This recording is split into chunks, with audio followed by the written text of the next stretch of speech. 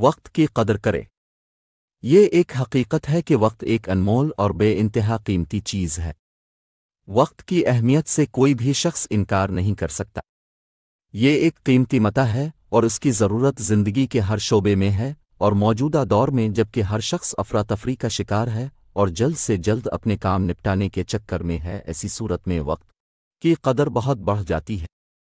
اس وقت زمانہ ایسی راستے پر چل رہا ہے کہ ہر شخص اپنی جگہ مصروف ہے اور فراغت کا حصول ایک مشکل امر بن چکا ہے، لیکن اس کے ساتھ ساتھ ایسے افراد کی کمی نہیں جن کا وقت دین و دنیا کسی میں صرف نہیں ہوتا، اور وہ ہر وقت سستی کاہلی کا شکار نظر آتے ہیں اور وقت کی اہمیت سے لاپرواہ ہے۔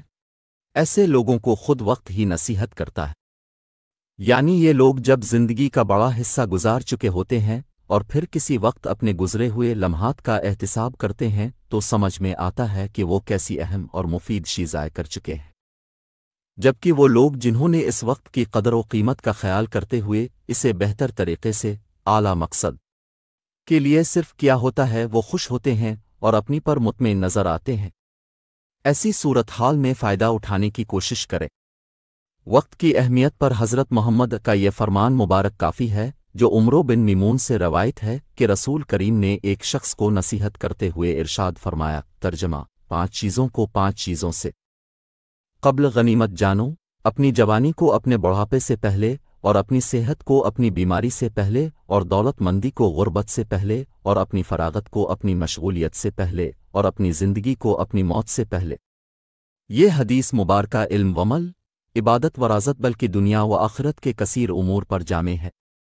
بزرگان دین وقت کو بڑی ہی قدر و منزلت چیز سمجھتے تھے۔ اسے لائنی کاموں میں گزار دینا سراسر نقصان و گھاٹے کا سودا مانتے تھے۔ یہی وجہ ہے کہ جو لوگ اپنے وقت کو دنیا کا قیمتی اثاثہ سمجھتے ہیں، دنیا میں بڑے سے بڑے کارنامے انجام دیتے ہیں۔ دنیا میں کئی ایسی بھی معزز ہستیاں گزری ہیں۔ اس دور میں بھی کچھ نایاب لوگ ایسے ہیں کہ ہمارے وہم و گمان میں بھی نہیں ہوگا کہ ان لیل و نہار کے 24 گھنٹوں میں کتنے کام ان کی زندگی کی گھڑیوں کے ساتھ مقررہ متعینہ اوقات میں پایا تکمیل تک پہنچ رہے ہیں، مگر بدقسمتی سے ہمارے کچھ نوجوان بھائی بہن وقت کو حقیر گرداننے کی وجہ سے بلا ضرورت 100 لمحات حیات گزار رہے ہیں۔